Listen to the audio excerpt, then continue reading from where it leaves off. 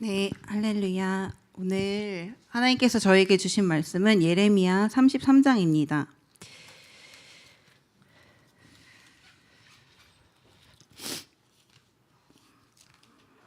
예레미야 33장 1절에서 13절 말씀인데요. 제가 갖고 있는 성경으로는 1105장입니다. 1105페이지입니다. 저희 한 절씩 돌아가면서 읽도록 하겠습니다. 저부터 읽겠습니다. 예레미야가 아직 시위대 뜰에 갇혀 있을 때에 여호와의 말씀이 그에게 두 번째로 임하니라. 이르시되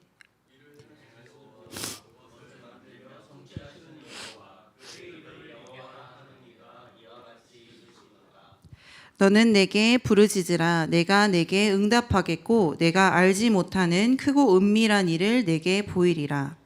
이스라엘 하나님 여호와께서 말씀하시니라. 우리가 이 성읍의 가옥과 유다 왕국을 털어서 갈대아인의 산호와 칼을 향하여 싸우려 하였으나 내가 나의 노여움과 분함으로 그들을 죽이고 그들의 시체로 이 성을 채우게 하였나니 이는 그들의 모든 악행으로 말미암아 나의 얼굴을 가리어 이 성을 돌아보지 아니하였음이라.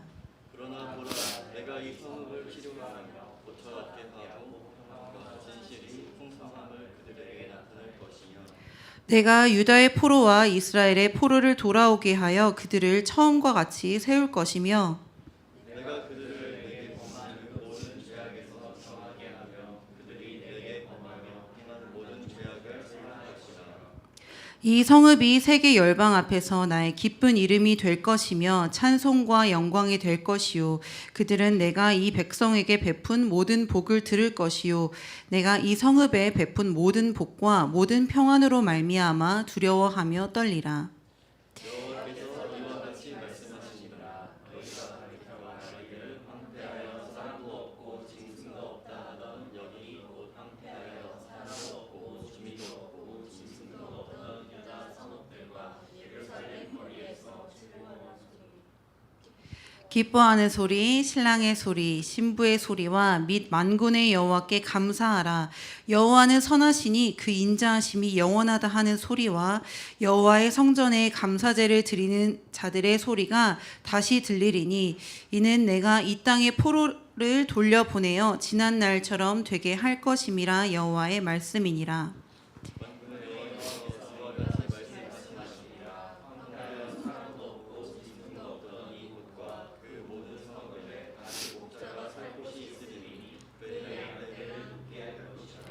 산지 성읍들과 평지 성읍들과 네겝의 성읍들과 베냐민 땅과 예루살렘 사면과 유다 성읍들에서 양떼가 다시 계수하는 자의 손 아래로 지나가리라. 여호와의 말씀이니라. 아멘. 네, 오늘 혹시 죄송한데 저 휴지 한 장만 콧물이 자꾸 나서 휴지 한 장만 갖다 주시면 감사하겠습니다. 네, 오늘 날이 그렇게 덥지 않은데도 에어컨이 너무 세게 나오네요.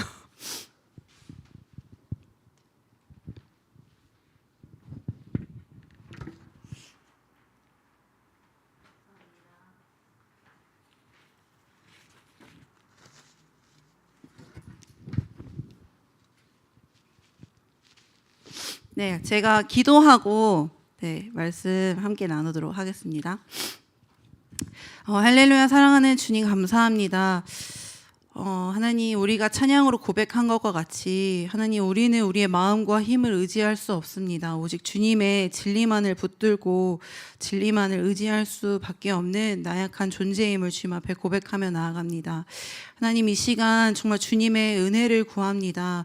하나님, 나의 정말 짧은 지식과 말로 하나님의 크고 놀라우신 일들을 하나님의 그 크심을, 하나님의 그 크신 그 아름다우심을 다 나눌 수 없음을 고백합니다. 그리고 하나님, 사람의 말로 사람이 변화되어질 수 없으며 사람의 말로는 사람의 마음이 움직여질 수 없음을 너무나도 잘 알고 있습니다. 하나님, 그래서 이 시간 하나님의 일하심을 구하고 하나님의 은혜를 구하며 나아가오니 하나님, 이 시간 우리의 마음 가운데 말씀하시고 정말 그 말씀이 우리의 심령 가운데 새겨져서 우리의 마음을 움직이는 동력이 되어질 수 있도록 이 시간 일하여 주시기를 주님 앞에 간구합니다. 행하실 주님을 기대하며 예수님의 이름으로 기도합니다. 아멘. 네, 할렐루야. 우리 주님을 사랑하시는 분만 아멘 하십시다. 네. 예, 다들 예레미야를 잘 묵상하고 계신가요? 네. 네. 잘 묵상을 못 하고 계신가요? 네, 여러분은 예레미야를 묵상하시면서 혹시 어떤 은혜가 있으신가요?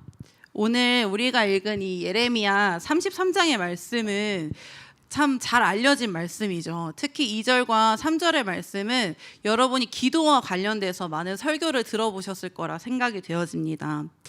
그래서 오늘은 이 33장 2절과 3절의 어떤 포커스가 된 말씀이 아니라 좀 예레미야 전체적으로 함께 나누려고 하는데요. 그래서 이 예레미야의 말씀을 나누기에 앞서서 예레미야의 대략적인 개요를 먼저 함께 나누려고 합니다. 혹시나 진짜 묵상을 안 하시는 분이 있다면 이 따라오기 힘들 것 같아가지고 제가 한번 이 개요를 쭉 한번 읊어드릴게요. 자, 예레미야가 총 몇 장으로 되어 있는지 혹시 아시는 분 계신가요? 아니요. 네. 예레미야는 총 52장의 말씀으로 되어 있습니다. 첫 번째 예레미야 1장은 하나님께서 예레미야를 부르시는 하나님의 그 부르심과 예레미야의 소명에 대해서 1장에 기록되어 있고 2장부터 24장까지는 유다와 이스라엘의 죄 그리고 하나님의 심판에 대한 예레미야의 설교 또 예레미야의 예언적인 상징의 행동들이 기록되어 있습니다. 또 25장에는 이 1장부터 24장까지의 어떤 요약본이라고 할 수 있는 유다와 이스라엘의 죄와 바벨론을 통한 하나님의 심판 그리고 주변 나라들의 하나님의 심판에 대한 기록이 기록되어 있습니다. 또 우리 이제 그 매일 성경으로 저희가 묵상하고 있잖아요. 이 매일 성경에 저희가 묵상을 시작한 부분은 26장부터 52장까지인데요. 26장부터 29장까지는 거짓 믿음과 거짓 선지자들과 또 이 이스라엘의 지도자들과 대항하여 싸우는 예레미야 그리고 이스라엘 지도자들로부터 거부당하는 예레미야의 모습이 담겨져 있습니다. 그래서 우리 하나냐 기억나시죠? 지지난주 설교에 있었던 그게 이 26장에서 29장까지의 내용의 주된 부분이고 또 30장부터 오늘 본문인 33장까지는 위로의 책이라고 해서 유다와 이스라엘의 미래에 대한 소망의 말씀이 기록되어 있습니다. 또 34장부터 45장까지는 예루살렘이 포위당하고 바벨론을 통한 하나님께서 유다를 심판하시는 그 심판의 내용이 또 46장부터 51장까지는 그 주변국들의 심판 그래서 애굽, 블레셋, 모압 그 외에 많은 나라들 결국에는 이 유다를 포로로 끌고 갔었던 바벨론까지 이 여러 국가들에 대한 하나님의 심판이 기록되어 있습니다. 그리고 마지막 52장에는 마침내 예루살렘이 함락되어지고 성전이 파괴되어지고 남은 모든 자들이 포로로 이끌려가는 모습이 기록되어 있습니다. 그렇다면 이 예레미야 선지자는 어떠한 사람인가? 예레미야 하면 여러분 혹시 뭐가 제일 생각나시나요? 네, 눈물의 선지자로 많이 알고 있죠. 이 예레미야는 혹시 어느 지역의 출신인지 혹시 아시나요? 네, 이 예레미야는 이 유다에 뭐가 있죠, 여러분? 여러분 혹시 남유다와 북이스라엘 많이 들어보셨죠? 알고 계시죠? 지금 이 그 분열 왕국 시대의 이야기잖아요. 남유다에는 뭐가 있죠? 성전. 예루살렘 성전이 있습니다. 그래서 근데 그 예루살렘이라고 하는 이 성전이 있는 이 예루살렘 근처에 아나돗이라고 하는 지역이 있는데 이 지역의 출신이 바로 이 예레미야였습니다. 예레미야 그리고 또 제사장 가문의 출신이었는데요. 이 예레미야는 므낫세 왕과 아몬 왕의 시대를 지나면서 이 유다 백성들이 이 예루살렘에 살아가면서 하나님 앞에 어떠한 범죄를 저지르면서 살아가는지를 옆에서 지켜보았습니다. 그리고 성경은 므낫세에 대해서 혹시 어떻게 평가하는지 알고 계시나요? 므낫세 왕. 네, 알겠습니다. 네, 성경 므낫세에 대해서 유다가 범죄하게 했다. 그래서 여호와께서 보시기에 악을 행했는데 악을 아주 많이 행했다라고 열왕기하에 기록되어 있습니다. 그리고 그의 아몬도 그의 아버지와 마찬가지로 므낫세의 행한 같이 여호와 보시기에 악을 행했다고 성경은 기록되어 있습니다. 이 므낫세를 유다의 가장 악한 왕으로 성경은 꼽는데요. 그것은 왜냐하면 자신의 아들들 또한 인신제사로 바쳤기 때문에 그래요. 하나님이 가장 싫어하시는 게 인신제사인데 이 므낫세는 자신들의 자녀들도 그 몰렉에게 제물로 바치는 그럴 만큼 이제 우상을 숭배했던 왕이었습니다. 그리고 이렇게 므낫세와 암몬 왕이 지나고 그 다음 왕이 된 자가 누군지 혹시 아시는 분? 물어보지 않을게요. 이제 물어보지 않을게요. 유다의 마지막 선한 왕이었던 요시야였습니다. 이 요시야가 왕이 된 지 13년이 되던 해에 이 예레미야는 20대의 젊은 나이로 하나님의 부르심을 받습니다. 그리고 그는 유다에서 40년 동안 하나님의 선지자로서 사역을 감당하게 됩니다. 이 40년의 시간 동안에 요시야가 죽고 요시야 다음에 여호야긴 그리고 시드기야 이렇게 3번이나 유다의 왕권이 바뀌게 되면서 이렇게 40년 동안 이 4명의 왕을 섬기며 사역을 하게 되어집니다. 예레미야를 부르셨을 때에 예레미야가 하나님 앞에 혹시 뭐라고 대답했는지 묻지 않을게요. 예레미야가 하나님의 부르심을 받았을 때 예레미야 1장을 보면 나는 아이라 말을 할 줄 모릅니다 라고 이렇게 이야기를 해요. 예레미야를 부르셨을 때 그때 하나님이 예레미야에게 이렇게 말씀하십니다. 예레미야야 너는 아이라 말하지 말라. 너는 내가 너를 누구에게 보내든지 가서 내가 내게 무엇을 명하든지 너는 말하라. 이렇게 말씀하시거든요. 그래서 정말 이 예레미야는 하나님의 그 부르심을 받고 하나님이 보내시는 곳 어디든지 갑니다. 그리고 하나님이 그에게 무엇을 명령하시든지 그는 그대로 말을 해요. 그래서 그의 삶이 굉장히 큰 고난이 많았었어요. 왜냐하면 왕에게 가서도 하나님이 당신 죽습니다. 당신 하나님의 심판받을 거예요. 이렇게 거침없이 말했기 때문에 또 이스라엘 지도자들에게도 가서 우리 망한다. 이렇게 기억나시죠? 그 멍에를 진 것처럼 우리 이렇게 멍에를 치게 됐고 우리 포로로 끌려갈 거야. 너 잘못됐어. 너가 말하는 건 사실이 아니야. 이렇게 이야기하니까 사람들이 그를 조롱하고 멸시하고 갇히고 때리고 구덩이에 가둬버리고 수많은 죽음의 위협들 앞에 놓이게 되는 정말 어렵고 많은 박해를 받았던 삶을 살았던 선지자가 바로 이 예레미야였습니다. 그리고 하나님께서 예레미야를 부르실 때에 하셨던 말씀이 있는데요.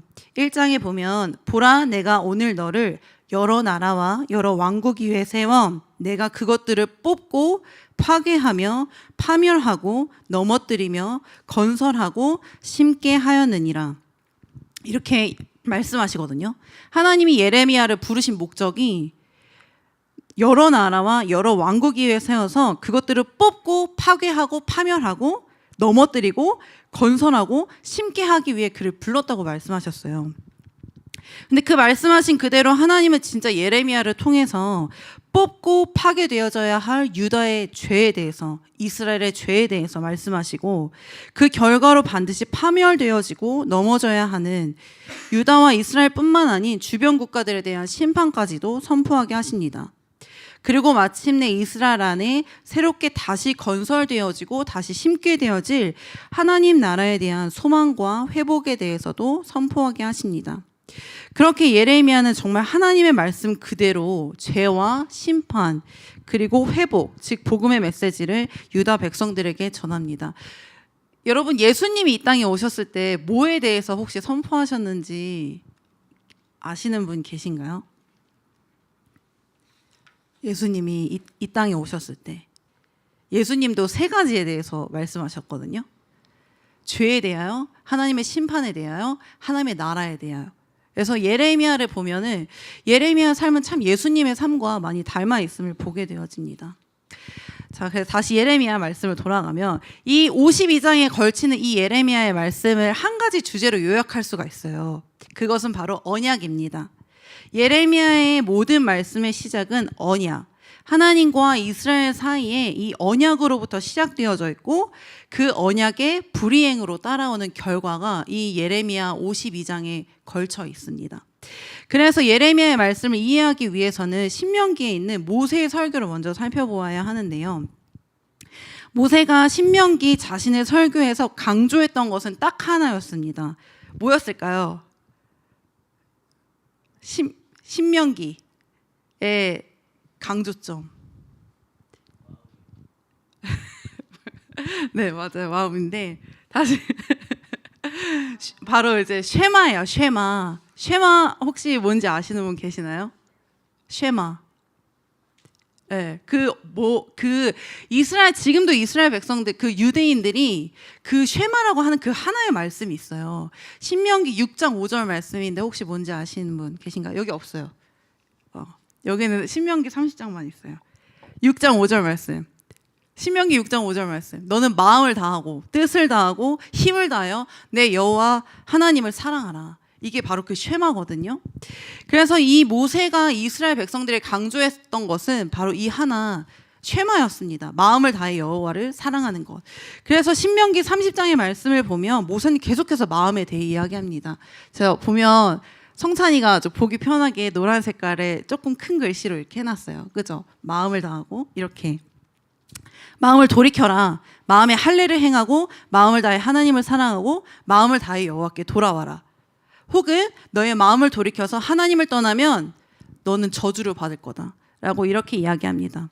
그래서 신명기 30장에 보면 내 하나님 여호와께로 돌아와 오늘 내게 명령하고서 온전히 따라 마음을 다하고 뜻을 다하여 여호와의 말씀을 청종하면 내 하나님 여호와께서 마음을 돌이키시고 너를 긍휼히 여기사.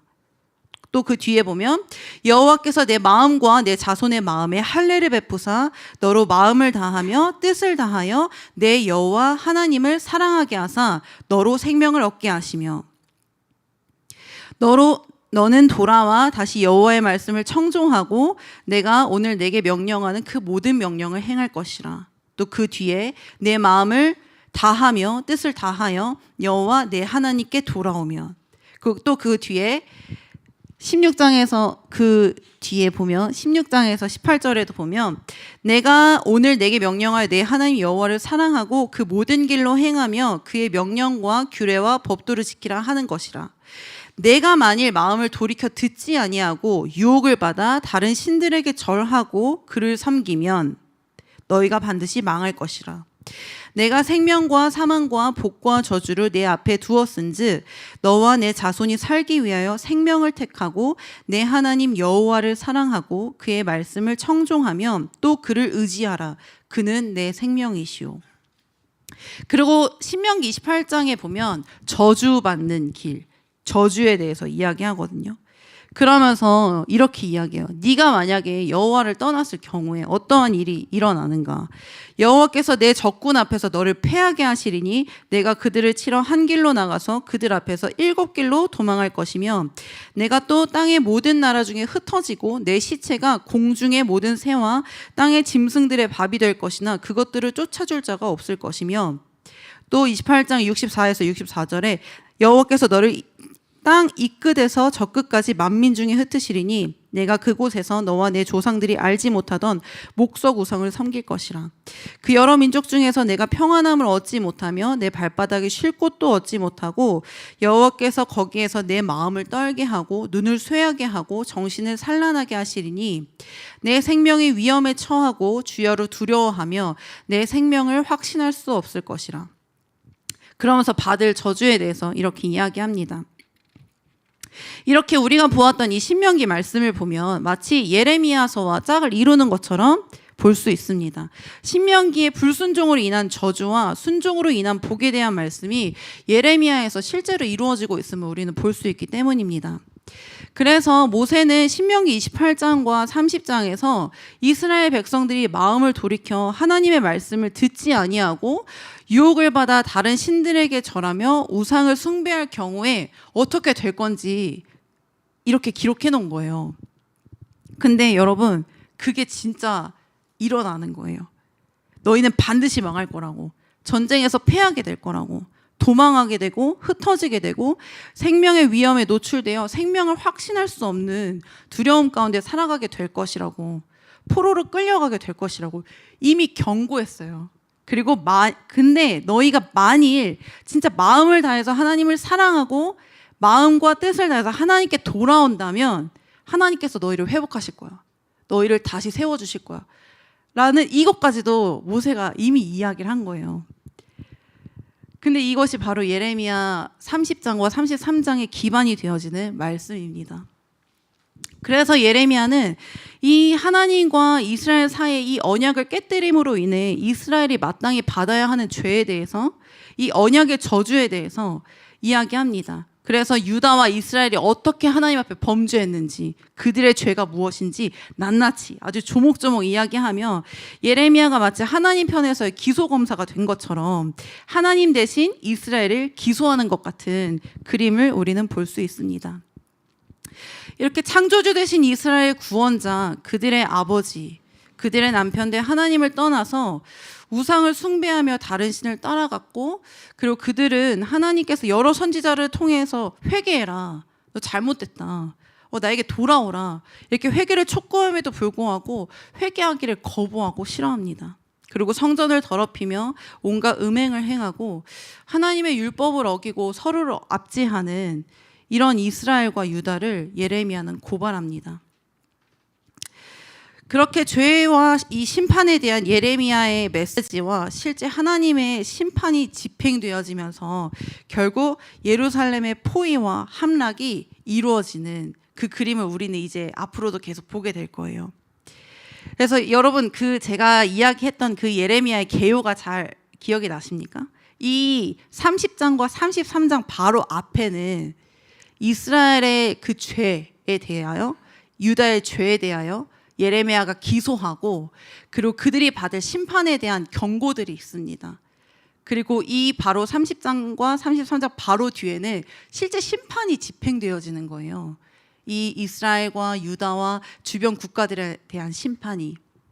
근데 이 심판을 받아들이고 그 하나님의 심판이 집행되어지는 그 바로 앞에 이 하나님이 회복의 메시지를 이스라엘에게 이 예레미야를 통해서 선포하시는 거죠. 그들을 회복하시는 하나님의 의지와 하나님의 계획, 즉 복음이 그들에게 선포되어지고 있습니다. 그런데 여러분 한번 생각해 보세요. 오늘 저희가 33장 1절 말씀을 읽었잖아요. 그 예레미야의 상황이 어떠했죠?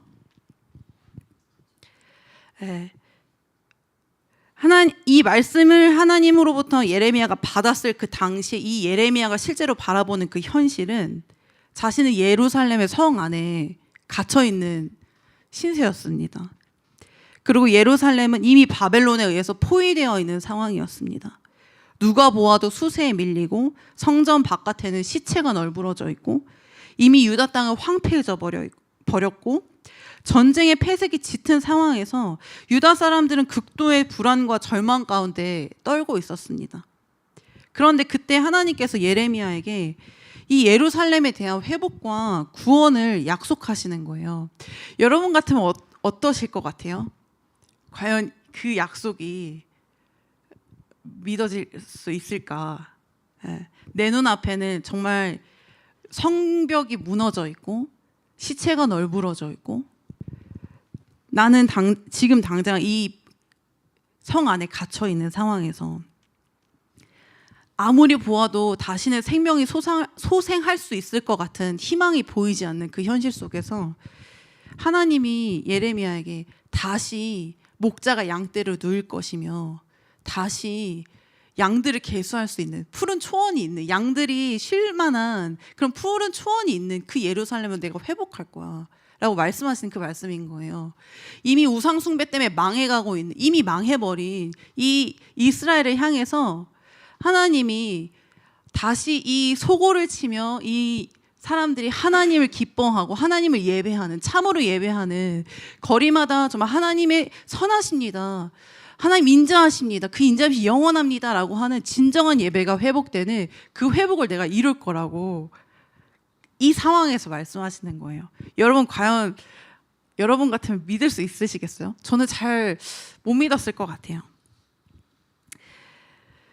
이런 상황에서 하나님의 용서하심 그들을 처음과 같이 내가 세울 거다. 하나님의 심판을 받고 있는 이 상황 앞에서 하나님이 그들을 회복하실 것에 대한 그 약속을 받게 되는 이 예레미야 안에 하나님의 그 용서하심과 하나님께서 예레미야를 향하여 말씀하시는 내가 그들을 내게 행한 모든 죄악에서 정하게 할 거며 내게 범하며 행한 모든 죄악을 내가 다 용서해 줄 거야 라고 예레미야에게 말씀하십니다. 사랑하는 하늘둥지 성도 여러분, 이 말씀을 묵상하면서 여러분 어떤 마음으로 이 말씀을 묵상했는지 모르겠어요. 예레미야를 묵상하면서 여러분은 무엇을 보고 계십니까? 여러분 무엇을 보고 계세요? 묵상 안 하셨나요? 네. 특히 지금 2주 동안 계속해서 이 30장과 33장의 말씀을 우리가 계속 묵상하고 있잖아요. 여러분은 무엇을 보게 되십니까? 저는 언약을 끝까지 이행하시는 신실하신 하나님을 좀 보게 되어졌습니다. 한 번도 변한 적이 없는 하나님의 사랑과 인내 그리고 하나님의 마음과 눈물을 보게 되어집니다. 아마 예레미야 선지자에게 눈물의 선지자라 이름이 붙여진 게 된 것도 아마 그런 이유가 아닐까 생각이 들어요. 가장 옆에서 이스라엘 백성들이 어떻게 하나님 앞에 범죄하는지를 가장 옆에서 가까이 지켜보았던 이 예레미야에게 예레미야가 그래서 사람을 정의하는 그 말이 예레미야 17장에 있거든요. 사람의 마음은 심히 가증하고 심히 부패했다. 거짓되고 부패. 이게 예레미야가 판단한 사람이라고 하는 이 존재의 정의였어요. 그만큼 우리가 얼만큼 부패한 자인지를 가장 옆에서 지켜보면서 그럼에도 불구하고 심판할 수밖에 없는 하나님의 마음과 심판으로 끝이 아니라 이 바로 회복장 이전에 29장에 보면 하나님 이렇게 말씀하시거든요. 너희를 향한 나의 생각은 재앙이 아니라 평안이다. 정말 하나님 앞에 하나님이 이 이스라엘 백성들을 바라보면 심판할 수밖에 없는 하지만 심판을 받아야만 회복할 수 있는 이 하나님의 마음을 보면서 예레미야가 정말 눈물을 흘릴 수밖에 없지 않았을까 라는 생각을 하게 되어집니다. 그렇기 때문에 그가 수많은 고통과 고난, 죽음의 위협들 속에서도 자신을 향한 하나님의 이 부르심과 소명을 놓치지 않고 계속해서 순종할 수 있었지 않았을까. 이 유다와 이스라엘과 하나님 사이에 서서 그들의 실상과 현실을 적나라하게 바라보며 하나님의 마음이 어떠했을지 가장 잘 알았기 때문이 아닐까 생각해 봅니다. 이스라엘은 하나님과의 언약을 깨뜨렸지만 하나님은 그 언약을 잊지 않고 그들의 마음을 새롭게 하시고 그 마음에 하나님의 법을 기록하여 그들이 하나님을 사랑하고 따르도록 하겠다 말씀하시면서 새 언약을 약속해 주셨습니다. 그리고 그 새 언약은 예수 그리스도의 십자가와 죽음, 부활로 우리 안에 보혜사 성령님을 보내주심으로 이미 이루어졌습니다. 이스라엘의 반역에도 불구하고 하나님 편에서 그 언약을 포기하지 않고 이루어 가십니다. 여러분 이 예레미야를 제가 이 말씀을 전하려고 이제 전체를 이제 보면서 진짜 하나님이 얼마나 신실하신지를 보게 되어지는데 다 망했잖아요. 진짜 마지막엔 다 망하거든요. 52장에는 다 이제 진짜 다 포로로 이미 예레미야가 사실 이 33장의 말씀을 받았을 때는 이미 포로로 2차 포로로 끌려간 상황이었었어요. 근데 그럼에도 불구하고 이 다 이제 마지막 52장도 다 이제 포로로 끌려가고 진짜 이 예루살렘은 정말 황폐해지고 다 무너져 버리고 아무것도 보이지 않는데, 근데 이 예레미야서 33장에 하나님이 오늘 본문에는 없지만 이 바로 뒤에 이어지는 그 14절에 뭐가 나오는지 혹시 아시나요? 공의로운 한 가지에 대해서 말씀하시거든요. 하나님이 다윗을 통한 구원자를 약속하신 그 약속이 하나님 편에서 한 번도 끊어지지가 않는 거예요. 그래서 다 포로로 끌려갔는데 이 시드기야 왕은 나중에 죽어요. 그 눈이 뽑히고 그러니까 죽임을 당하는데, 이 다윗 그 유다 다윗의 자손 중에 한 사람이 살아나와요. 여호야긴. 그래서 이 바벨론 포로 때에 그 바벨론 왕이 이 여호야긴에게 은혜를 베풀어 자기와 함께 밥을 먹게 하고, 그리고 그에게 하루에 어떤 몫을 줘서 그가 어떤 그 이전의 왕의 그 왕위로서의 그 품위를 유지할 수 있는 그거를 하나님이 이어가시는 거예요. 하나님이 다윗의 자손을 통한 구원자를 약속하셨기 때문에. 놀랍지 않나요, 여러분? 네, 저는 그게 참 이 하나님의 신실하심을 보면서 진짜 하나님의 그 섬세하심을 또 보게 되었습니다. 이렇게 포기하지 않고 전적인 하나님의 은혜로 그 언약을 이루어 가시는 하나님을 예레미야를 통해서 보게 되어집니다. 이것은 예레미야 개인의 삶에서도 그러했고 유다와 이스라엘의 역사 가운데서도 그러했습니다. 하나님은 점진적으로 하나님의 언약을 계시하셨고 그 언약을 점진적으로 이루어 가셨습니다. 다 끝난 것만 같은 예루살렘, 이스라엘 백성들에게 끝까지 이 구원자에 대한 언약을 하나님 편에서 이루어 가시는 거예요. 이 정도로 말 안 들었으면 진짜 포기해도 되는데 정말 포기하지 않는 거예요. 근데 이 이스라엘 백성들이 어떠했냐면 그 토기장의 비유 아시죠? 토기장의 비유를 들어서 예레미야가 말 좀 들어라, 진짜. 너를 지으신 자가 누구냐 이렇게 하는데 이 이스라엘 백성, 이 유다의 이 백성들이 예레미야에게 뭐라고 하냐면 하나님의 말씀이 내게 하나도 유익한 게 없다. 그러니까 제발 좀 내 맘대로 살게 나를 좀 내버려둬라. 이런 말을 하는 거예요. 이런 빌어먹을 말을 한 이런 개차반들을 정말 주님이 그럼에도 불구하고 포기하지 않으시고 하나님의 사랑은 하나님의 언약을 끝까지 이행해 가십니다. 언약을 이행할 능력이 없는 우리의 존재를 주님이 긍휼히 여기셔서 지켜야만 하는 율법의 그 옛 언약이 아닌 우리 마음에 새긴 법으로 우리로 행하는 율법이 아닌 살아가게 하는 능력으로서의 그 새 언약으로 하나님은 이 언약을 이행해 가십니다. 이 말씀을 보면서 로마서 5장 8절의 말씀이 너무 생각이 나는 거예요. 우리가 아직 죄인 되었을 때에 그리스도께서 우리를 위하여 죽으심으로 하나님께서 우리에 대한 자기의 사랑을 확증하셨느니라. 하나님의 은혜는 우리가 받을 만한 자격이 있어서가 아니라 하나님의 전적인 은혜로 하나님 편의 전적인 주권으로 우리에게 부어주시는 것입니다. 여러분, 오늘 제가 말씀을 시작하면서 했던 말을 기억하시는 분 계신가요? 이건 성경 말씀이 아니니까, 그죠?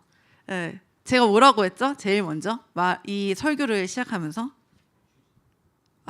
그건 설교하기 전에, 그래서 설교하기 전에 달라 그랬어요. 크게 얘기해 줄래요? 네.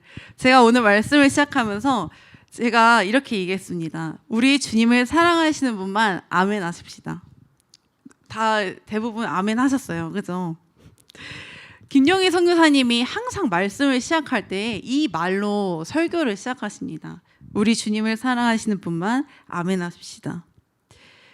저는 너무 많이 들어왔었던 이 말에 그동안 수없이 아멘을 해왔었는데 어느 날 아멘이 도저히 나오지가 않는 거예요. 우리 주님을 사랑하시는 분만 아멘 하십시다. 이렇게 설교를 시작하실 때마다 계속해서 물으시는데 내가 진짜 주님을 사랑한다고 아멘하여 고백할 수가 없는 거예요. 사실은 지금도 제가 그 선교사님의 말씀을 들으면 아니면 누군가 혹시 저에게 우리 주님을 사랑하신 분만 아멘 하십시다 라고 물으신다면 저는 아마 지금 쉽게 아멘 이렇게 고백할 수 없을 것 같습니다. 제 마음이 그러했습니다. 나는 정말 주님을 사랑하나? 여러분의 마음은 어떠십니까? 여러분 정말 하나님을 사랑하십니까? 하나님을 섬기는 일이 기쁘십니까? 오늘 찬양했던 그 고백처럼 내가 하는 그 수많은 일보다 정말 하나님을 사랑하고 계십니까? 예수님과 함께 동행하는 것이 여러분의 기쁨이 되십니까? 하나님을 따라 말씀대로 순종하는 삶이 진짜 너무너무 즐겁습니까? 아니면 지난주 우리 시편 23편 말씀과 같이 주님으로 말미암아 만족감을 누리고 계십니까? 정말 아무것도 없어도 주님 한 분만으로 만족되는, 정말 내 상황이 그렇지 않다 할지라도 정말 주님 한 분만으로 기쁨이 되는 그러한 만족한 말입니다.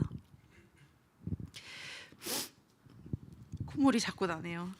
너무 추워가지고 지금 손이 벌벌벌 떨리는데, 아무튼 우리는 너무도 쉽게 우리의 마음이 지쳤다, 하나님의 말씀을 따라 사는 것이 힘들다, 하나님을 향한 사랑이 식었다, 하나님을 향한 내 마음이 돌같이 굳어졌다, 이전과 같지 않다, 하나님을 섬기는 일이 너무 힘들다, 짐이 된다, 기쁨이 없다, 나는 지금 영적 침체기에 있다, 나 영적으로 좀 다운돼 있어, 이렇게 이야기하지 않습니까? 바로 제 이야기입니다. 하나님을 따르는 것이, 하나님과 교제하고 하나님을 알아가는 것이 내게 기쁨이 되기보다는 짐이 되고 하나님의 말씀에 반응할 수 없는 돌같이 굳어진 마음으로 하나님을 향해 무감각하게 반응하는 바로 제 이야기입니다. 묵상과 기도보다는 내 육체의 쾌락과 쉼이 우선이 되어지고 어느 순간 하나님과 교제하고 하나님의 말씀을 보는 것은 뒷전으로 물러져 있는 바로 제 이야기입니다. 그런데 여러분 한번 생각해 봅시다. 만일 하나님 편에서 그러시다면 어떨까요? 야, 너를 향한 내 인내가 진짜 바닥이 났다. 야, 진짜 나는 이제 더 이상 너를 견딜 수가 없다. 너를 사랑하는 게 너무너무 힘들어. 넌 진짜 구제불능이야. 내가 도대체 너를 어떻게 해야겠니? 너 진짜 못돼 처먹었구나. 너를 향한 사랑이 식었다. 이젠 너를 향한 내 마음이 진짜 돌같이 굳어져 버렸어. 이전과 같지 않아. 야, 나도 이제 두 손 두 발 다 들었어. 너를 사랑하고 너와 함께하는 게 더 이상 기쁘지가 않아. 너라는 존재가 이젠 내게 너무 짐과 같구나. 야, 나를 좀 내버려 둘래? 나도 좀 혼자 있고 싶어. 나도 좀 너와 떨어져 있을 시간이 좀 필요해. 너를 사랑하고 섬겨주는데 이제 더 이상 내 마음이 동하지가 않아. 더 이상 뜨겁지가 않아. 하나님께서 만일 그렇게 말씀하신다면 우리는 과연 어떻게 되는 것일까요? 손 한 번만 빌려줄래요, 정민아? 손 한 번만 빌려줄래? 네. 우리 삼성교회에서 새가족부 하면 많이 하잖아요. 하나님과 우리 사이 이렇게 잡고 있다고. 그래서 우리가 손을 놓아도 하나님 우리를 붙잡고 계신다고. 근데 만약에 하나님이 우리의 손을 놓아버리면 우리는 과연 어떻게 되는 걸까요? 마주 잡은 손이 우리 편에서 놓쳐지는 것은 우리는 너무나도 쉽게 생각합니다. 그리고 실제로 우리는 그렇게 살아갑니다. 그런데 만약에 하나님 편에서 그 손을 놓아버리신다면 우리는 과연 어떻게 되는 것일까요? 만약 하나님께서 우리를 향한 사랑과 인내를 포기하신다면 우리는 진짜 어떻게 되는 것일까요? 여러분은 주님을 처음 만났던 그때의 첫 마음, 첫 사랑을 기억하고 계십니까? 저는 예레미야를 묵상하면서 진짜 한 번도 변한 적이 없는 하나님의 사랑이, 포기하지 않으시는 그 하나님의 열정과 진짜 일을 성취하시는 그 여호와, 그분의 신실하심을 보는 반면에 와, 진짜 신실할 수 없는 나의 존재, 너무도 쉽게 마음이 빼앗기고 마음이 변하는 작은 것 하나에도 마음이 수백 번을 요동하는 나, 하나님 앞에 온전히 내 마음을 드릴 수 없는 내 존재, 하나님이 아닌 다른 것들로 만족함을 누리려고 하는 나, 다른 누군가를 인내해 줄 수 없는 나, 온갖 외식과 거짓으로 포장된 나, 허울만 남고 결국 마음을 놓쳐버리고 하나님 안에서 잃어버린 바 되어진 나를 보게 되었습니다. 하나님은 변함이 없으신데 나는 늘 요동하고 너무도 쉽게 마음을 다른 것에 내어줘 버립니다. 정말 이 은혜도 모르는 구제불능, 말도 정말 더럽게 처먹지 않는 이스라엘과 같은 나, 용서와 용납에도 수없이 또 집을 뛰쳐나가는 고멜과 같은 나, 창녀 같은 나를 향한 하나님의 사랑은, 또 하나님의 기다림과 하나님의 인내는 변함없이 오늘도 그 자리에서, 그 십자가에서 나를 기다리고 계십니다. 유다 백성들은 자신들은 절대 망하지 않을 거라 생각했습니다. 겉으로는 하나님을 섬기는 척, 고상한 척 성전에 나와 예배했지만 형식적인 제사와 종교적인 의식은 남아있지만 그들의 마음은 우상을 숭배하고 도덕적으로 타락해 온갖 음행을 저지르며 간음과 살인, 도둑질과 거짓 맹세, 그렇게 그들은 은혜를 잊어버리고 가난한 자들을 억압하고 탈취하는 등 그들의 모습은 하나님이 없는 이방인과도 같았습니다. 그럼에도 불구하고 우리에게는 예루살렘 성전이 있으니까, 우리에게 하나님의 언약이 있으니까 괜찮아, 우린 절대 망하지 않아, 이렇게 생각하며 회개를 촉구하는 예레미야의 외침에도 그들은 하나님의 메시지를 무시하고 듣지 않았습니다. 우리는 오늘도 내일이 우리에게 당연히 주어질 것이라고 생각합니다. 그렇죠? 그와 같이 하나님의 길이 참으심과 용납하심이 여전히 그 자리에 있을 것이라는 우리의 그 안일함이, 그 생각이 하나님의 은혜를 값싸게 여기며 하나님의 사랑과 오래 참으심의 참된 의미와 가치를 폄하하고 하나님의 은혜를 경시하는 그 무지함에 스스로 속고 있지는 않나 생각해 봅니다. 성경 어디에도 죄 가운데 퍼질러 앉아 있으면서 그리스도의 십자가로 구원받았다라는 말은 없습니다.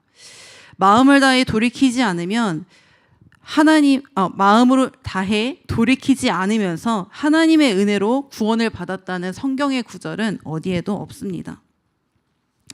70년의 바벨론의 포로 생활은 하나님께서 그들의 마음을 다루어 가시는 시간이었습니다.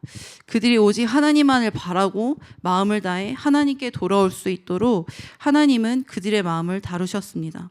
그것은 느헤미야를 보면 알 수 있습니다. 예루살렘 성전이 무너지고 140년이 지난 후에 예레미야를 주축으로 이 예루살렘 성벽이 재건되어지는데, 그때 그들이 그 성벽을 재건하면서 했었던 일이 하나 있었습니다. 그것은 마음을 다해 자신들의 죄와 조상들의 죄를 자복하며 회개함으로 하나님 앞에 나아갔던 것이었습니다. 황폐해진 예루살렘과 같이 너무 황폐해져서 다시는 회생이 불가능할 것만 같은, 너무나도 황무지와 같아서 이제는 다시 생명이 살아 숨쉴 수 없을 것 같은, 그런 완전히 끝난 것만 같은, 아니 완전히 그냥 끝이 나버린 그 자리에서 예루살렘을 향한 회복의 메시지, 복음이 선포되어집니다. 예레미야 33장 10절에서 11절 말씀 제가 읽겠습니다. 여호와께서 이와 같이 말씀하시니라. 너희가 가르쳐 말하기를 황폐하여 사람도 없고 짐승도 없다 하던 여기 곧 황폐하여 사람도 없고 짐승도 없던 유다 성읍들과 예루살렘 거리에서 즐거워하는 소리, 기뻐하는 소리, 신랑의 소리, 신부의 소리와 및 만군의 여호와께 감사하라. 여호와는 선하시니 그 인자하심이 영원하다 하는 소리와 여호와의 성전에 감사제를 드리는 자들의 소리가 다시 들리리니 이는 내가 이 땅에 포로를 돌려보내어 지난 날처럼 되게 할 것임이라. 여호와의 말씀이니라. 포로로 붙잡혀간 백성들보다 황폐해져 버린 예루살렘 성전을 바라보며 주저앉아 절망에 빠졌을 그 누구보다, 또 무너져가는 성전을 바라보는 그 누구보다 예루살렘의 회복, 진정한 예배의 회복, 하나님의 백성으로의 이스라엘의 회복을 그 누구보다 바라셨던 분이 있습니다. 그분은 바로 하나님이십니다. 내가 하나님 안에서 바라는 회복보다 나를 회복하기를 바라시는 하나님의 갈망이 훨씬 크십니다. 그리고 하나님은 우리를 회복하시고자 하는 하나님의 의지가 있습니다. 이것이 바로 우리에게 기쁜 소식이며 오늘도 우리가 다시 여호와께 돌아갈 수 있는 소망일 수밖에 없음을 고백합니다. 우리의 마음이 돌과 같이 굳어져 하나님을 감각할 수 없고 또 마음이 무뎌지고 기쁨을 잃어버렸다면 그것은 과연 누구의 위기일까요? 이것이 하나님 편에서의 과연 위기일까요? 그렇지 않습니다. 그것은 우리 편에서의 위기입니다. 그렇다면 우리의 마음은 지금 어디로 향하고 있나요? 우리의 마음은 과연 무엇을 섬기고 있으며 무엇을 사랑하며 무엇을 위해 살아가고 있나요? 우리 이 시간 함께 좀 기도했으면 좋겠는데요.